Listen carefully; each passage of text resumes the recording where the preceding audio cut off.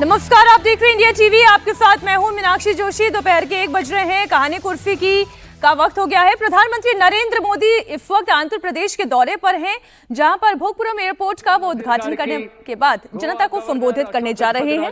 सीधी live तस्वीरें। मुख्यमंत्री वर्युలు చంద్రబాబు నాయుడు గారికి, ఉప ముఖ్యమంత్రి సోదరులు పవన్ కళ్యాణ్ గారికి, మంత్రివర్గంలో నా సహచరులు రామ్మోహన్ నాయుడు గారికి, చంద్రశేఖర్ పెమ్మసాని గారికి, భూపతి రాజు శ్రీనివాస్ వర్మ గారికి, రాష్ట్ర ప్రభుత్వంలో మంత్రివర్యులు నారా లోకేష్ గారికి, ఇక్కడికి విచ్చేసిన ఇతర ప్రజాప్రతినిధులకు, నా సోదర సోదరీమణులకు అందరికీ కూడా నమస్కారం। साथियों, आज का दिन आंध्र प्रदेश के विकास के लिए, स्वर्ण आंध्र के विजन के लिए ये बहुत अहम है। मुझे आज बहुत शुभ अवसर पर एक शुभ मास में उत्तर आंध्र की इस पवित्र भूमि पर आने का सौभाग्य मिला है। मैं सबसे पहले भगवान श्री वराह लक्ष्मी नरसिंह स्वामी के चरणों में प्रणाम करता हूं। मैं श्री कुर्मनाथ स्वामी और मां पोंडितल्ली అమ్మవారు को నమన్ करता हूं। మిత్రులారా, ఈ రోజు ఆంధ్రప్రదేశ్ అభివృద్ధికి, స్వర్ణాంధ్ర విజన్ కు ఎంతో కీలకమైన రోజు। ఈ శుభ సందర్భంగా ఈ పవిత్రమైన మాసంలో ఈ పవిత్రమైన ఉత్తరాంధ్ర భూమికి రావడం నాకెంతో సౌభాగ్యంగా భావిస్తున్నాను। ముందుగా శ్రీ వరాహ లక్ష్మీ నరసింహస్వామి వారి పవిత్రమైన పాదాలకు నా నమస్కారాలు అర్పిస్తున్నాను। అలాగే కూర్మనాథ స్వామి వారికి, అమ్మ పైడితల్లి అమ్మవారికి నమస్కరిస్తున్నాను। साथियों, आज यहां करीब 18,000 करोड़ रुपए की विकास परियोजनाओं का शुभारंभ, लोकार्पण और शिलान्यास हुआ है। एयरपोर्ट के साथ साथ ये प्रोजेक्ट आंध्र की रोड कनेक्टिविटी से भी जुड़े हैं। इनमें एनर्जी सिक्योरिटी से जुड़े प्रोजेक्ट भी हैं। ये विकास कार्य इस बात के प्रतीक है कि इस समय आंध्र की स्पीड से आगे बढ़ रहा है। मैं आप सभी को इन प्रोजेक्ट्स की बहुत बहुत शुभकामनाएं देता हूं। మిత్రులారా, ఈ రోజు దాదాపు 18,000 కోట్ల రూపాయలు విలువైన అభివృద్ధి ప్రాజెక్టులు ప్రారంభోత్సవం మరియు శంకుస్థాపన చేసుకుంటున్నాం। ఎయిర్పోర్ట్ తో పాటు ఈ ప్రాజెక్టులు ఆంధ్రప్రదేశ్లో రోడ్ కనెక్టివిటీని కూడా మరింత బలోపేతం చేస్తాయి। వీటిలో ఎనర్జీ సెక్యూరిటీకి సంబంధించిన ప్రాజెక్టులు కూడా ఉన్నాయి। ఈ ప్రాజెక్టులు ఆంధ్రప్రదేశ్కు ఎంత వేగంగా ముందుకు తీసుకొని వెళ్తున్నాయనడానికి ఒక నిదర్శనం। ఈ ప్రాజెక్టుల కోసం మీ అందరికీ నా హృదయపూర్వకమైనటువంటి శుభాకాంక్షలు। साथियों, आज का ये आयोजन नया इतिहास, नए रिकॉर्ड इसे रचने का भी है। आज एक और विकास के नए रिकॉर्ड बन रहे हैं, तो साथ ही ढीमसा डांस का सांस्कृतिक रिकॉर्ड भी रचा गया है। और ये चंद्रबाबू की विशेषता है कि उन्होंने 2 क्षितिजों को छुआ है। एक तरफ ऊंची आसमान को छूने वाली व्यवस्था, एयरपोर्ट का निर्माण, और दूसरी तरफ मेरे यहां के आदिवासी बहनों के द्वारा ढीमसा नृत्य का विश्व रिकॉर्ड बनाना। मैं चंद्रबाबू के इस विजन को विशेष रूप से सराहना करता हूं। మిత్రులారా, ఈ రోజు ఒక కొత్త చరిత్ర, ఒక కొత్త రికార్డుని సృష్టించిన రోజు కూడా। ఒకవైపు అభివృద్ధిలో కొత్త రికార్డులు నమోదవుతున్నాయి, మరోవైపు దింసా నృత్యం కూడా ఒక సాంస్కృతిక రికార్డును సృష్టించింది। ఇది చంద్రబాబు నాయుడు గారి విశిష్టత అనేది నేను తెలియజేస్తున్నాను। ఈ రోజు చంద్రబాబు నాయుడు గారు ఒక రెండు అంశాలని టచ్ చేశారు.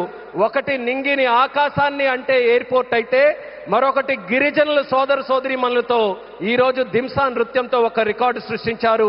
ఇది చంద్రబాబు నాయుడు గారి విజన్. దీనికి నేను హృదయపూర్వకమైనటువంటి అభినందనలు తెలియజేస్తున్నాను. 13,000 से ज्यादा आदिवासी बहनों और बेटियों की प्रस्तुति, उनका उत्साह, उनका अनुशासन और आदिवासी संस्कृति का गौरव, यह दृश्य वाकई अद्भुत था. इसमें देश की विविधता की झलक भी थी और पीढ़ी दर पीढ़ी सहेज कर रखी गई जनजातीय विरासत भी थी. मैं इस प्रस्तुति के लिए आप सभी का और विशेष रूप से मेरी आदिवासी बहनों और बेटियों का बहुत बहुत अभिनंदन करता हूं. 13,000 మందికి పైగా గిరిజన పిల్లలు మరియు సోదరిమణుల తాలూకా ప్రదర్శన, వారి ఉత్సాహం, వారి క్రమశిక్షణ మన గిరిజన సంస్కృతికి సంబంధించిన ఒక గౌరవం. ఈ దృశ్యం నిజంగా అద్భుతంగా అనిపించింది. దీనిలో మన దేశం తాలూకా వైవిధ్యత కనిపించింది. అలాగే తరతరాలుగా సంరక్షించబడిన గిరిజన వారసత్వం కూడా ప్రతిబింబించింది. ఈ అద్భుతమైన ప్రదర్శనకు మన గిరిజన పిల్లలకు, సోదరిమణులకు, అలాగే ఇక్కడ ఉన్న అందరికీ కూడా నా హృదయపూర్వక అభినందనలు తెలియజేస్తున్నాను. साथियों, ये धरती अल्लूरी सीताराम राजू की धरती है. अल्लूरी सीताराम राजू जी ने जिस धरती पर आदिवासी हितों के लिए अपना जीवन समर्पित किया, आज उसी धरती पर आंध्र प्रदेश के एक नए एयरपोर्ट की शुरुआत हो रही है. ये एयरपोर्ट आंध्र और उत्तर आंध्र की ग्रोथ का रनवे है. ये आंध्र के युवाओं के बेहतर भविष्य का लॉन्च पैड है. मैं आंध्र प्रदेश के लोगों को, देश के लोगों को बहुत बहुत बधाई देता हूं. మిత్రులారా, ఈ నేల అల్లూరి సీతారామరాజు గారి నేల. అల్లూరి సీతారామరాజు గారు ఈ గిరిజన హక్కుల కోసం తన జీవితాన్ని అంకితం చేశారో ఆ పవిత్రమైన భూమిపైనే ఈరోజు ఆంధ్రప్రదేశ్కు ఒక కొత్త ఎయిర్పోర్ట్ ప్రారంభమవుతుంది. ఈ ఎయిర్పోర్ట్ ఆంధ్రప్రదేశ్, ముఖ్యంగా ఉత్తరాంధ్ర అభివృద్ధికి ఒక కొత్త రన్వేగా పనిచేస్తుంది. ఇది ఆంధ్ర యువత యొక్క ఉజ్వల భవిష్యత్తుకు ఒక కొత్త లాంచ్ ప్యాడ్ లా పనిచేస్తుంది. ఈ సందర్భంగా ఆంధ్రప్రదేశ్ ప్రజలకు మరియు దేశ ప్రజలకు నా హృదయపూర్వక అభినందనలు. साथियों, पहले जब एयरपोर्ट बनते थे तो एयरपोर्ट के नाम एक ही परिवार के नाम पर चढ़ जाते थे. हमने इस परंपरा को बदला. हमने अयोध्या में एयरपोर्ट का नाम वाल्मीकि के नाम से जोड़ा. हमने पंजाब में संत रविदास जी के नाम से एयरपोर्ट का नाम जोड़ा. और साथियों, केंद्र की एनडीए सरकार ने निर्णय किया है कि इस नए एयरपोर्ट का नाम श्री अल्लूरी सीताराम राजू के नाम पर होगा. आंध्र प्रदेश का जो भी नागरिक इस एयरपोर्ट से यात्रा करेगा, देश और दुनिया का जो भी नागरिक इस एयरपोर्ट से यात्रा करेगा, उसे अल्लूरी सीताराम राजू जी के नाम से जन सेवा और राष्ट्र सेवा की प्रेरणा मिलेगी. మిత్రులారా, ఒక గతాన్ని మళ్ళీ గుర్తు చేసుకుందాం. ఒక సందర్భంలో భారతదేశంలో ఏ ఎయిర్పోర్ట్ నిర్మించినా ఒక్క కుటుంబం తాలూకా పేర్లే దానికి పెట్టేవారు. ఆ చరిత్రని మళ్ళీ ఎన్డీఏ ప్రభుత్వం తిరగరాసింది. అయోధ్యలో ఎయిర్పోర్ట్ ప్రారంభిస్తే దానికి వాల్మీకి గారి పేరు పెట్టాం. అలాగే పంజాబ్లో సంత్ రవిదాస్ గారి పేరుతోని ఎయిర్పోర్ట్ ని ప్రారంభించాం. అలాగే ఈ కేంద్ర ప్రభుత్వంలో ఎన్డీఏ కూటమి ఒక ముఖ్యమైన నిర్ణయం తీసుకుంది. ఈ కొత్త ఎయిర్పోర్ట్ కి అల్లూరి సీతారామరాజు గారి పేరు పెట్టాలనే నిర్ణయం తీసుకుంది.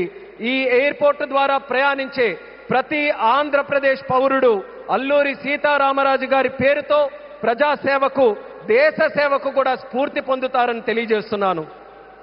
साथियों, बीते 12 इयर्स में देश के एविएशन सेक्टर ने असाधारण प्रगति की है. 2014 तक देश में केवल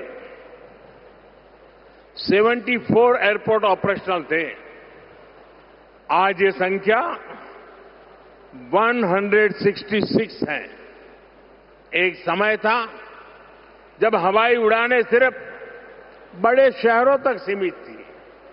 एनडीए सरकार में आज छोटे शहर के साधारण लोग भी फ्लाइट से आ जा रहे हैं. మిత్రులారా, గత 12 సంవత్సరాల్లో దేశంలో విమానయాన రంగం ఒక అసాధారణమైన పురోగతిని సాధించింది. 2014 వరకు దేశంలో కేవలం 74 ఎయిర్పోర్ట్లు ఆపరేషనల్ గా ఉంటే ఈ రోజు ఆ సంఖ్య పెరిగి 166 ఎయిర్పోర్ట్లకి చేరుకుంది. ఒకప్పుడు విమానాశ్రయాలు, విమాన ప్రయాణాలు పెద్ద నగరాలకే పరిమితమయ్యేవి. ఈ రోజు ఎన్డీఏ ప్రభుత్వంలో చిన్న పట్టణాల నుంచి సాధారణ ప్రజలు కూడా విమానాల్లో ప్రయాణిస్తున్నారని తెలియజేస్తున్నాను. 12 इयर्स में सिर्फ एयरपोर्ट की संख्या ही नहीं बढ़ी है. हमारी उड़ान योजना के कारण आज गरीब परिवार के लोगों को भी जहाज में बैठने का अवसर मिल रहा है. इस योजना ने गरीब से गरीब को अपना सपना पूरा करने में मदद की है. कुछ दिन पहले ही सरकार ने उड़ान योजना के दूसरे फेज की शुरुआत की है. इस पर भी 29,000 करोड़ रुपीज खर्च किए जाएंगे. మిత్రులారా, ఈ 12 సంవత్సరాల్లో కేవలం ఎయిర్పోర్ట్ తాలూకా సంఖ్య మాత్రమే పెరగలేదు. మన ఉడాన్ పథకం వల్ల పేద కుటుంబాలకు చెందిన ప్రజలు కూడా మొదటిసారి విమానంలో ప్రయాణించే అవకాశం వాళ్ళందరూ పొందారు. ఈ పథకం అత్యంత పేదవారికి తమ కలలు నిజం చేసుకునే అవకాశం కూడా కల్పించింది. కొద్ది రోజుల క్రితమే కేంద్ర ప్రభుత్వం ఉడాన్ పథకం తాలూకా ఫేజ్ 2ని కూడా ప్రారంభించింది. దీని ద్వారా దేశంలో 29,000 కోట్ల రూపాయలు ఖర్చు చేయబోతుందని తెలియజేస్తున్నాను. साथियों, एविएशन सेक्टर में देश ने एक और बड़ा माइलस्टोन हासिल किया है. कुछ ही दिन पहले काशी में जिस स्पोक एयरपोर्ट मॉडल का शुभारंभ हुआ, आज वही मॉडल पंजाब के अमृतसर तक पहुंच गया है. इससे अमृतसर से 25 से ज्यादा इंटरनेशनल डेस्टिनेशन जुड़ जाएंगे. मैं इस उपलब्धि के लिए आंध्र की इस धरती से पंजाब के लोगों को भी बधाई देता हूं. साथियों, हमारे आंध्र प्रदेश के पास हमेशा से विकसित भारत का ग्रोथ इंजन बनने का सामर्थ्य रहा है. आंध्र प्रदेश के विकास के लिए हमारे प्रयास डबल इंजन की स्पीड से आगे बढ़े. इसके लिए मैंने आंध्र के लोगों से डबल इंजन सरकार का आशीर्वाद मांगा था और आज चंद्रबाबू नायडू जी के नेतृत्व में, पवन कल्याण जी के नेतृत्व में एनडीए की पूरी टीम आंध्र प्रदेश के लिए डबल स्पीड से काम कर रही है. మిత్రులారా, విమానయాన రంగంలో దేశంలో మరో పెద్ద మైలురాయిని మనం సాధించాం. కొద్ది రోజుల క్రితమే కాశీలో ప్రారంభమైన స్పోక్ ఎయిర్పోర్ట్ మోడల్ ఈ రోజు పంజాబ్లోని అమృత్సర్ వరకు కూడా విస్తరించింది. దీంతో అమృత్సర్లో 25కి పైగా అంతర్జాతీయ గమ్యాలకు నేరుగా కనెక్ట్ అవ్వడానికి అవకాశం కలిగింది. ఈ విజయానికి ఆంధ్రప్రదేశ్ నేల నుంచే పంజాబ్ ప్రజలకు కూడా నా హృదయపూర్వక అభినందనలు తెలియజేస్తున్నాను. అలాగే మిత్రులారా, వికసిత్ భారత్ నిర్మాణంలో ఆంధ్రప్రదేశ్ ఎప్పుడూ కూడా ఒక గ్రోత్ ఇంజిన్ గా నిలిచే సామర్థ్యం కలిగి ఉంది. ఆంధ్రప్రదేశ్ అభివృద్ధి కోసం డబుల్ ఇంజిన్ వేగంతో మా ప్రయత్నం ముందుకు సాగాలని నేను ఆంధ్ర రాష్ట్ర ప్రజలకు డబుల్ ఇంజిన్ ప్రభుత్వం కోసం ఆశీర్వాదాన్ని నేను కోరాను. ఈ రోజు చంద్రబాబు నాయుడు గారి నాయకత్వంలో, పవన్ కళ్యాణ్ గారి నాయకత్వంలో ఎన్డీఏ టీం మొత్తం ఆంధ్రప్రదేశ్ అభివృద్ధి కోసం డబుల్ వేగంతో పనిచేస్తుందని గర్వంగా తెలియజేస్తున్నాను. साथियों, आज देश ब्लू इकोनॉमी को लगातार मजबूत कर रहा है. हमारा विजन है कि पूरा क्षेत्र कोस्टल इकोनॉमिक कॉरिडोर के रूप में विकसित हो। इसी लक्ष्य के साथ विशाखापट्टनम से कृष्णापट्टनम तक हमारे पुराने पोर्ट्स को आधुनिक रूप दिया जा रहा है। इसके अलावा मुलापेटा और रामायापट्टनम में हम नए पोर्ट भी बना रहे हैं। మిత్రులారా, ఈ రోజు దేశం బ్లూ ఎకానమీని నిరంతరం బలోపేతం చేస్తుంది. మా విజన్ ఈ మొత్తం ప్రాంతాన్ని ఒక కోస్టల్ ఎకనామిక్ కారిడార్ గా అభివృద్ధి చేయడం. ఈ లక్ష్యంతో విశాఖపట్నం నుంచి కృష్ణపట్నం వరకు మన పాత పోర్ట్స్ అన్నిటినీ కూడా ఆధునీకరిస్తున్నాం.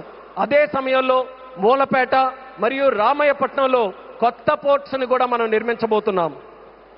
साथियों, पोर्ट डेवलपमेंट के साथ साथ पूरे आंध्र में हाईवे और एक्सप्रेसवे का नेटवर्क तैयार हो रहा है। विशाखापट्टनम रायपुर एक्सप्रेसवे जैसे प्रोजेक्ट इस पूरे क्षेत्र को रफ्तार दे रहे हैं. మిత్రులారా, పోర్టుల అభివృద్ధితో పాటు ఆంధ్రప్రదేశ్ మొత్తం హైవేస్ ఎక్స్ప్రెస్వేస్ నెట్వర్క్ ని విస్తృతంగా పెంచుకుంటూ పోతుంది. విశాఖపట్నం రాయ్పూర్ ఎక్స్ప్రెస్ వే వంటి ప్రాజెక్టులు ఈ ప్రాంతానికి సరికొత్త వేగాన్ని అందిస్తున్నాయి. साथियों, ये पूरा रीजन देश के बड़े औद्योगिक केंद्रों से आसानी से जुड़े, इसके लिए आज आंध्र प्रदेश में करीब 1 लाख करोड़ रुपीस की रेलवे परियोजनाओं पर काम चल रहा है. राज्य के पूरे रेल नेटवर्क का इलेक्ट्रिफिकेशन हो चुका है. यहां 70 से ज्यादा रेलवे स्टेशनों को भी आधुनिक बनाया जा रहा है. మిత్రులారా, ఈ ప్రాంతం మొత్తం దేశంలోని ప్రధాన పారిశ్రామిక కేంద్రాలతో మరింత సులభంగా అనుసంధానం అవ్వడానికి ఈ రోజు ఆంధ్రప్రదేశ్లో దాదాపు 1,00,000 కోట్ల రూపాయలు విలువైన రైల్వే ప్రాజెక్ట్స్ తాలూకా పనులు కూడా జరుగుతున్నాయి. రాష్ట్రంలో రైల్వే నెట్వర్క్ అంతా ఇప్పటికీ పూర్తిగా ఎలక్ట్రిఫికేషన్ అయ్యింది. అదేవిధంగా 70కి పైగా రైల్వే స్టేషన్లు కూడా ఆధునీకరిస్తున్నాం. साथियों, आज इस क्षेत्र के विकास में पीएम गति शक्ति नेशनल मास्टर प्लान भी बड़ी भूमिका निभा रहा है. पीएम गति शक्ति के माध्यम से इस पूरे क्षेत्र में रेल, पोर्ट और एयरपोर्ट को एक साथ जोड़ा जा रहा है. जब यहां ये आधुनिक लॉजिस्टिक नेटवर्क तैयार हो जाएगा तो उद्योगों को बेहतर कनेक्टिविटी मिलेगी, किसानों को फायदा होगा और ईज ऑफ डूइंग बिजनेस भी बढ़ेगा. మిత్రులారా, ఈ ప్రాంత అభివృద్ధితో పీఎం గతి శక్తి నేషనల్ మాస్టర్ ప్లాన్ కూడా కీలక పాత్ర పోషిస్తుంది. పీఎం గతి శక్తి ద్వారా రైల్ గాని, పోర్ట్ గాని, ఎయిర్పోర్ట్లు గాని ఒక సమగ్ర నెట్వర్క్ గా అనుసంధానం చేస్తున్నాం. ఈ ఆధునిక లాజిస్టిక్స్ నెట్వర్క్ పూర్తయిన తర్వాత పరిశ్రమలకు మరింత మెరుగైన కనెక్టివిటీ లభిస్తుంది, రైతులకి ప్రయోజనం చేకూరుతుంది, అలాగే ఈజ్ ఆఫ్ డూయింగ్ బిజినెస్ కి కూడా మరింత పెరుగుతుంది. साथियों, आंध्र प्रदेश हमेशा भविष्य की सोच रखने वाला प्रदेश रहा है. सॉफ्टवेयर, आईटी और टेक सेक्टर में आंध्र के युवाओं ने पूरी दुनिया में अपना डंका बजाया है और इसलिए सरकार यहां के टैलेंट को आंध्र प्रदेश की डेवलपमेंट पावर से जोड़ना चाहती है. మిత్రులారా, ఆంధ్రప్రదేశ్ ఎప్పటి నుంచో భవిష్యత్తును దృష్టిలో పెట్టుకొని ముందుకు సాగే రాష్ట్రం. సాఫ్ట్వేర్ గాని, ఐటీ గాని, టెక్ రంగాల్లో గాని ఆంధ్రప్రదేశ్ యువత ప్రపంచవ్యాప్తంగా తన ప్రతిభను చాటుకున్నారు. అందుకే ఇక్కడ యువత తాలూకా ప్రతిభను ఆంధ్రప్రదేశ్ తాలూకా అభివృద్ధి శక్తితో అనుసంధానం చేయాలని ప్రభుత్వం కోరుకుంటుంది. हमारे टैलेंटेड युवाओं की प्रतिभा का लाभ आंध्र प्रदेश और देश को ज्यादा से ज्यादा मिले, ये बहुत आवश्यक है. इसके लिए हमारा फोकस अब सेमीकंडक्टर जैसी फ्यूचरिस्टिक टेक इंडस्ट्री पर है. विशाखापट्टनम में नए सेमीकंडक्टर प्लांट का शिलान्यास इसी दिशा में एक बहुत बड़ा कदम है. మన ప్రతిభావంతులైన యువత సామర్థ్యం ఆంధ్రప్రదేశ్కే కాకుండా దేశానికి మరింత ఉపయోగపడాలి. అందుకే ఇప్పుడు మా దృష్టి సెమీకండక్టర్ వంటి ఫ్యూచరిస్టిక్ టెక్ ఇండస్ట్రీస్ పై ఉంది. విశాఖపట్నంలో కొత్త సెమీకండక్టర్ ప్లాంట్ తాలూకా శంకుస్థాపన ఆ దిశగా ఒక గొప్ప అడుగుగా నేను భావిస్తున్నాను. चंद्रबाबू के नेतृत्व में हमारा आंध्र अब सॉफ्टवेयर के साथ साथ मैन्युफैक्चरिंग का भी हब बनेगा। इससे आंध्र में फ्यूचरिस्टिक जॉब्स तैयार होगी, टेक इंडस्ट्रीज के लिए नया वातावरण तैयार होगा। చంద్రబాబు నాయుడు గారి నేతృత్వంలో ఇకపై మన ఆంధ్రప్రదేశ్ సాఫ్ట్వేర్ హబ్ మాత్రమే కాదు, మ్యానుఫ్యాక్చరింగ్ హబ్ గా కూడా ఎదగబోతుంది. దీంతో ఆంధ్రప్రదేశ్లో ఫ్యూచరిస్టిక్ జాబ్స్ సృష్టించబడతాయి. టెక్ ఇండస్ట్రీస్ కు అనుకూలమైన ఒక కొత్త ఈకో సిస్టమ్ కూడా ఇక్కడ ఏర్పడుతుంది. साथियों, वर्ल्ड इकोनॉमी में कहीं पर किसी भी ग्रोथ सेंटर का निर्माण सिर्फ एक फैक्ट्री से नहीं हो सकता। उसके लिए एक पूरे इकोसिस्टम की जरूरत होती है। आज आंध्र प्रदेश में हम ग्रोथ का वही इकोसिस्टम तैयार कर रहे हैं। चंद्रबाबू नायडू जी व्यक्तिगत स्तर पर दिन रात मेहनत करते हैं। इसी का परिणाम है आज दुनिया की कई बड़ी बड़ी कंपनियां यहां निवेश करने के लिए आना चाहती हैं। మిత్రులారా, ప్రపంచ ఆర్థిక వ్యవస్థలో ఏ గ్రోత్ సెంటర్ అయినా ఒక్క ఫ్యాక్టరీతో నిర్మించబడదు.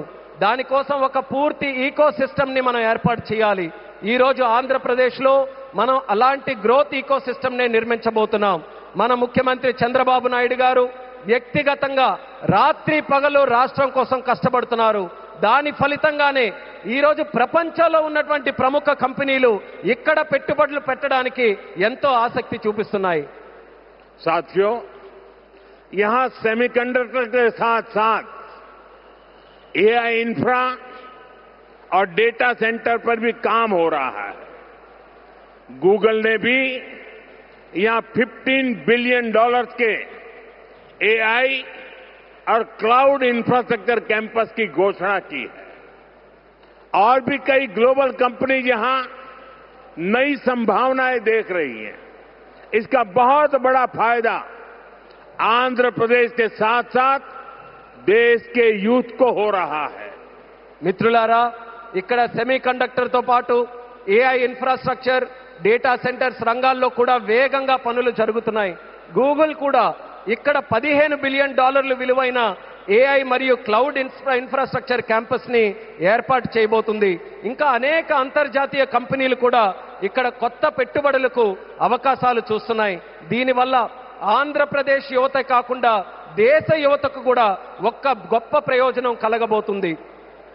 साथियों, आंध्र की इंडस्ट्रियल ग्रोथ स्टोरी केवल डिजिटल टेक तक से ही सीमित नहीं है।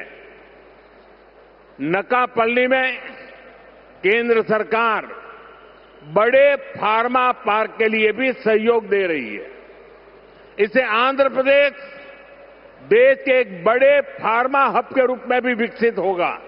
మిత్రులారా, ఆంధ్రప్రదేశ్ ఇండస్ట్రియల్ గ్రోత్ స్టోరీ కాకుండా డిజిటల్ టెక్ వరకే పరిమితం కాకుండా నక్కపల్లిలో కేంద్ర ప్రభుత్వం యొక్క భారీ ఫార్మా పార్క్ ఏర్పాటుకి కూడా సహకరిస్తుంది. దీంతో ఆంధ్రప్రదేశ్ దేశంలోనే ఒక ప్రముఖ ఫార్మా హబ్ గా ఎదగబోతుందని తెలియజేస్తున్నాను. ग्रीन एनर्जी की फील्ड में भी अकेले रायलसीमा क्षेत्र में 5 लाख करोड़ रुपए से ज्यादा का इन्वेस्टमेंट हुआ है। मैं आज आंध्र प्रदेश के आप सभी लोगों को फिर विश्वास दिलाता हूं, हमारी सरकार ऐसी हर संभावनाओं को साकार करने के लिए दिन रात ये डबल इंजन सरकार काम करती रहेगी। గ్రీన్ ఎనర్జీ రంగంలో కూడా ఒక్క రాయలసీమ ప్రాంతంలోనే 5 లక్షల కోట్ల రూపాయలకి పైగా పెట్టుబడులు వచ్చాయి. ఈ రోజు ఆంధ్రప్రదేశ్ ప్రజలందరికీ నేను మరోసారి హామీ ఇస్తున్నాను, ఇలాంటి ప్రతి అవకాశాన్ని నిజం చేయడానికి, ఆ కలని సాకారం చేయడానికి మా ప్రభుత్వం, ఈ డబుల్ ఇంజిన్ ప్రభుత్వం రాత్రి ప్రగలు కృషి చేస్తూనే ఉంటుందని తెలియజేస్తున్నాను. साथियों, आज आंध्र प्रदेश में हर सेक्टर में किस स्पीड से काम हो रहा है, इसका अंदाजा आप इस बात से लगा सकते हैं कि पिछले 3 यात्राओं में ही मैंने 2 लाख करोड़ रुपए के प्रोजेक्ट का शुभारंभ यहां किया है। మిత్రులారా, ఈరోజు ఆంధ్రప్రదేశ్లో ప్రతి రంగంలో ఎంత వేగంగా అభివృద్ధి జరుగుతుందో మనం ఒక్కసారి అంచనా వేయాలనంటే ఈ ఒక్క విషయం గమనించండి. నా గత 3 పర్యటనల్లో 2 లక్షల కోట్ల విలువైన ప్రాజెక్టులు, కోట్ల రూపాయల విలువైన ప్రాజెక్టులు నేను ఇక్కడే ప్రారంభించానని తెలియజేస్తున్నాను. मुझे खुशी है कि आंध्र की इस विकास यात्रा में उत्तर आंध्र भी सशक्त हो रहा है. हम विशाखापट्टनम इकोनॉमिक रीजन वीईआर को देश के बड़े औद्योगिक केंद्र के रूप में विकसित कर रहे हैं. हमारा लक्ष्य है वीईआर एशिया का प्रमुख इकोनॉमिक हब बने. ये एयरपोर्ट से लेकर सेमीकंडक्टर यूनिट तक इसी मिशन का हिस्सा है. ఈ అభివృద్ధి ప్రయాణంలో ఉత్తరాంధ్ర కూడా మరింత బలోపేతం అవుతున్నందుకు నాకెంతో ఆనందంగా ఉంది. మనం విశాఖపట్నం ఎకనామిక్ రీజన్ను దేశంలో ప్రధాన పారిశ్రామిక కేంద్రంగా అభివృద్ధి మనం చేస్తున్నాం. మన లక్ష్యం వీఆర్ను ఆసియా ఖండంలోనే ఒక ప్రముఖ ఎకనామిక్ హబ్గా తీర్చిదిద్దడం. దీనికి ఎయిర్పోర్ట్ నుంచి సెమీ కండక్టర్ యూనిట్ వరకు జరుగుతున్న ప్రతి కార్యక్రమం ఆ లక్ష్యంలో భాగమే అనేది కూడా నేను తెలియజేస్తున్నాను. साथियों, हमारी सरकार का मंत्र है इन्वेस्टमेंट से एम्प्लॉयमेंट. इसलिए सरकार ने अपनी तरफ से भी इन्वेस्टमेंट बढ़ाया है और हम प्राइवेट सेक्टर को भी इन्वेस्टमेंट के लिए प्रेरित कर रहे हैं. आप भी जानते हैं, जब इन्वेस्टमेंट बढ़ता है तो मैन्युफैक्चरिंग बढ़ती है, मैन्युफैक्चरिंग बढ़ती है तो एक्सपोर्ट बढ़ता है, एक्सपोर्ट बढ़ता है तो रोजगार के नए अवसर बनते हैं और रोजगार बढ़ता है तो लोगों की आमदनी बढ़ती है, परिवारों की जिंदगी बेहतर होती है. और आंध्र प्रदेश में हम यही होते देख रहे हैं. మిత్రులారా, మా ప్రభుత్వం తాలూకా మంత్రం పెట్టుబడి నుంచి ఉపాధి వరకు. అందుకే ప్రభుత్వం తన వంతుగా కూడా పెట్టుబడులు పెంచుకుంటూ పోతుంది. అదే సమయంలో ప్రైవేట్ సెక్టర్ తాలూకా పెట్టుబడులు కూడా వాళ్ళు ఇంకా ఎక్కువగా పెట్టేలా ప్రోత్సహిస్తుంది. మీ అందరికీ తెలుసు, పెట్టుబడులు పెరిగితే తయారీ రంగం పెరుగుతుంది, తయారీ రంగం పెరిగితే ఎగుమతులు పెరుగుతాయి, ఎగుమతులు పెరిగితే కొత్త ఉద్యోగ అవకాశాలు పెరుగుతాయి, ఈ కొత్త ఉద్యోగ అవకాశాలు పెరిగితే ప్రజల తాలూకా ఆదాయం పెరుగుతుంది. ఆ పెరిగినప్పుడు కుటుంబం తాలూకా జీవితాలు మరింత మెరుగుపడతాయి. ఈ రోజు మన ఆంధ్రప్రదేశ్లో ఈ మార్పుని మనం కల్లారా చూస్తున్నాం. साथियों, मुझे पूरा विश्वास है आज यहां जितने भी प्रोजेक्ट की शुरुआत हुई है, जिनकी नींव रखी गई है, वो सारे प्रोजेक्ट स्वर्ण आंध्रा और विकसित भारत के संकल्प को पूरा करने में बहुत बड़ा योगदान देंगे. चंद्रबाबू जी के नेतृत्व में आंध्र प्रदेश विकसित भारत के सपने को पूरा करने के लिए एक बहुत बड़ा ऊर्जा स्रोत बन रहा है. मैं एक बार फिर इन सभी परियोजनाओं के लिए आंध्र प्रदेश के लोगों को बहुत बहुत बधाई देता हूं. बहुत बहुत धन्यवाद. మిత్రులారా, ఈ రోజు ప్రారంభమైన శంకుస్థాపన జరిగిన ప్రతి ప్రాజెక్టు కూడా స్వర్ణాంధ్ర మరియు వికసిత్ భారత్ సంకల్పాలను సాకారం చేయడంలో प्रधानमंत्री नरेंद्र मोदी को आप सुन रहे थे. उन्होंने आंध्र की जनता को संबोधित किया. उम्मीद कर रहे थे कि शायद जेएनपी को लेकर कुछ बात कहेंगे, लेकिन उन्होंने विकास कैसे होगा, आंध्र प्रदेश कैसे विकास कर रहा है, इन तमाम मुद्दों पर बात कही.